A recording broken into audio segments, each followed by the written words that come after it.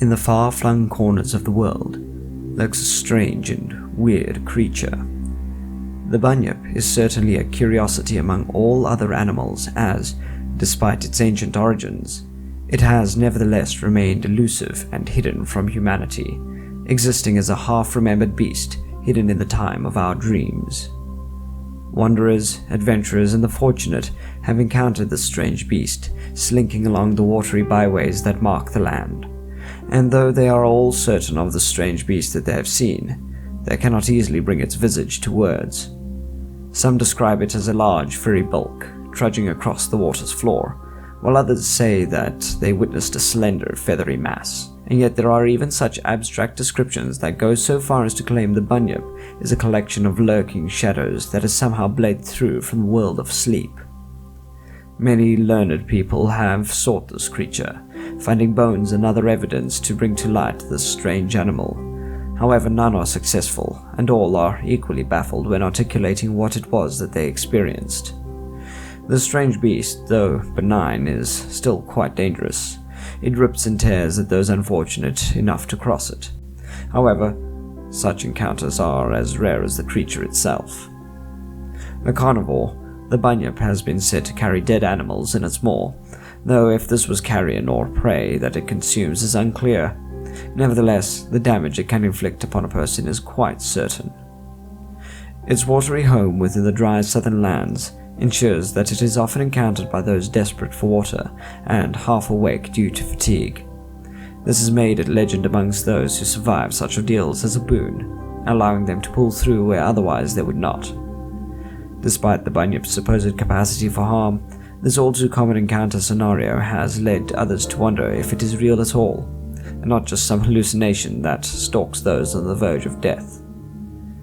Perhaps this creature is something that escaped from the world of sleep, wandering those vast southern lands, though none may tell whether it is a dream or a nightmare.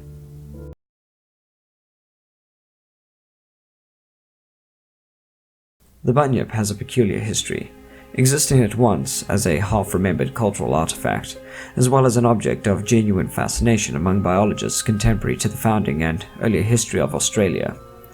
Originally coming to us from the Aboriginal culture, those people native to Australia had told legends of a strange black beast or spirit that would haunt particular waterways. Europeans visiting this strange new land took these accounts at face value, as such as they want, and thus created a peculiar phase space that was filled with many legends, tales, and actual creatures. The exact nature of this creature has been lost to time due to the limitations inherent in the oral cultural tradition employed by the Aboriginal people. Errors and deletions inevitably occur and accumulate, resulting in a wide variety of differences in understanding among the originating culture with regards to the object in question. This has resulted in a very confused and contradictory description of the creature, with the first written publication regarding the Bunyip describing it thus. The Bunyip, then, is represented as uniting the characteristics of a bird and of an alligator. It has a head resembling an emu with a long bill, at the extremity of which is a transverse projection on each side, with serrated edges like the bone of the stingray. Its body and legs partake of the nature of the alligator. Its hind legs are remarkably thick and strong, and the forelegs are much longer, but still of great strength. The extremities are furnished with long claws, but the black say its usual method of killing its prey is by hugging it to death. When in the water, it swims like a frog, and when on shore, it walks on its hind legs with its head erect, in which position it measures 12 or 13 feet in height. That said, however, Aboriginal culture is quite accepting of how their knowledge and cultural artifacts are ephemeral. Thus, such variation is indeed an essential aspect of the Bunyip. Despite this, over time the common Western perception of this creature has been apprehended as a large dog-like creature. Its coat black and fangs always bared, it has a violent nature, as a result of the previous publication, and it is quite a fearful beast. Interestingly, we can track the history of the myth's development as, like with the Jersey Devil, it is relatively new to Western culture, and thus its aspect is well documented after the Western colonization of Australia. Notably, early discoveries in the 1800s of diprotodon fossils in Australia were thought to be this legendary Bunyip. Of course, paleontologists at the time were quick to point out that this was the skeleton of a well-known hippo-like creature, but this did not stop the diprotodon from leaving a clear influence on the Bunyip. At this time, the descriptions of the Bunyip were very vague, looking either like dogs or giant shadow starfish. So with the advent of these fossil discoveries, people eventually came to associate the myth and the fossilized creatures very closely. In the mid-1800s, we see a skull of a deformed calf submitted to the Australian Museum as a purported Bunyip skull. Additionally, sightings of Duckbill Platypus being mistaken for the Bunyip also appeared during this time. This all culminated in the famous Turclair sightings, where a man named Edwin Turclair claimed to have seen the Bunyip while travelling on the Murray and Goulburn rivers. Alas, this incident may have been misreported, as Turclair went on to accuse the Portland Guardian, the original publisher of the story, of misquoting him. Turclair would create an enormous diorama, apparently over a kilometre long. The diorama depicted his encounter with the creature, but unfortunately it has been lost to time. Most speculation regarding the Bunyip and its possible existence seems to end after this time. However, it did go on to be used in various forms in later years, particularly as a political insult. This latter point perhaps owing to the amusing sound of the syllables in the word Bunyip. As to the exact nature of the creature the Aboriginals were trying to describe, we may never know.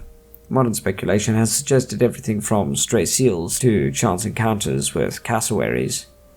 Given the occasional bird-like description of the Bunyip, as well as the nature of injuries people claim to have sustained from it, we can perhaps assume that the latter animal may indeed be responsible. However, Australia is infamous for its strange and weird animals. Who knows what might be hiding just out of the view of the average person in this all too hostile environment.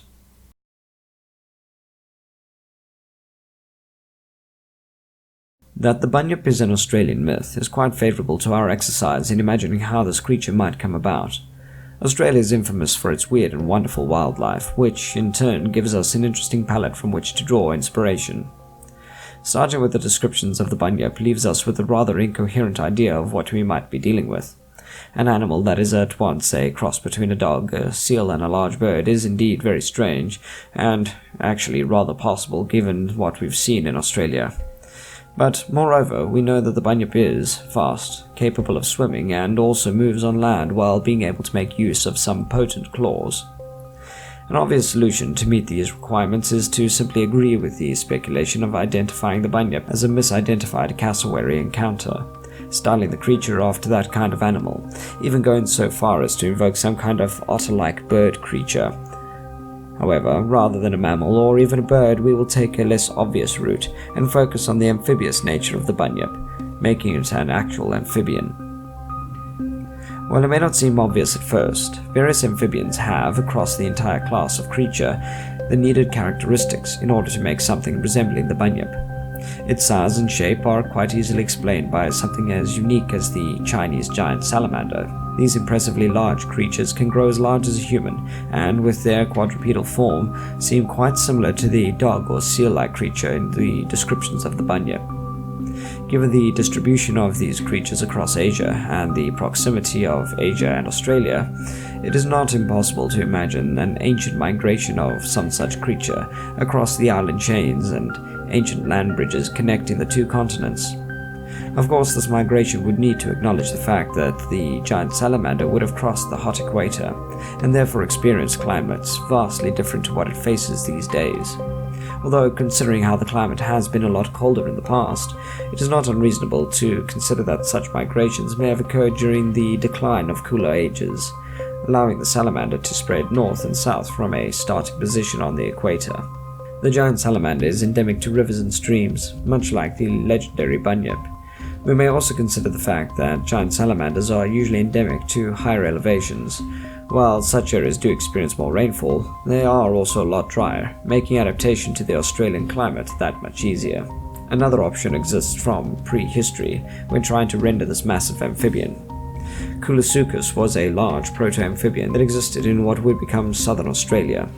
Naturally adapted to cold climates, this massive creature grew larger than a human being and lived during the much cooler Appian epoch. Although eons of time have passed since this massive creature existed, and the world is a much hotter place as well as Australia having moved from its position significantly, it is perhaps imaginable that some kind of descendant of this ancient beast may still roam the waterways of Australia. Indeed, regarding xerophilia, many dry-adapted amphibians are known to science, perhaps most famously the Mudskipper, which, while not a true amphibian and actually a type of fish, is able to escape the dry African winters by burrowing into the soil, and thereby protect itself from otherwise lethal environments.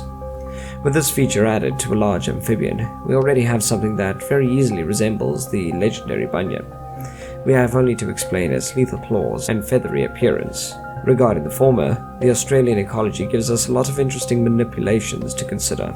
Uniquely, the formerly mentioned Duckbill Platypus is a singular mammal that not only lays eggs, but the males of the species possess a venomous barb in the hind leg, something unknown among other mammals. We would require a less extreme, though somewhat equally manipulative adaptation for our Bunyip.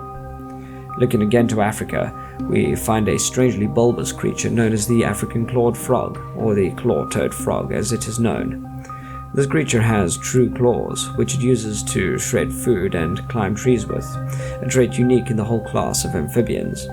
Increasing the size of these claws while transposing them onto the Bunyip is quite easily justifiable, given the aforementioned weird evolutionary path we find in Australia. And last, the feathery appearance may not in fact be feathers. Looking towards other amphibians, we find that external gill structures, such as those found on the queer-looking axolotl, can in fact resemble a bird's plumage. In the axolotl, these gills are an artifact of a creature that has discarded its adult form, a condition known as neoteny. The axolotl has evolved in such a way as to retain and develop in its juvenile form throughout its life. On one occasion, after being shipped from the Americas to Europe, some axolotl specimens encountered an environment which forced them to develop into their true adult forms, rendering the specimens unrecognizable from the accompanying description, while also leading to the discovery of the curious adaptation. With this feathery neotenous gill structure, our large claw-bearing Bunyip is complete, and, which is more, it possesses a potential adult form into which it may transform, rendering it unrecognizable outside of certain conditions, this latter point being an interesting aspect to add to the final beast. While this visage may not cover all the various reported sightings of the Bunyip, we have certainly covered all the essential aspects of the myth. And last, the Bunyip does firmly remain in legend. However, it is curious to note how similar its descriptions are to real and possible creatures. This fantastical rendering aside, it may well be that we do indeed live among the Bunyip, but simply know it by another name. This creature of dreams and half-remembered history may well indeed exist out there in the world, waiting only for us to see it as it truly is.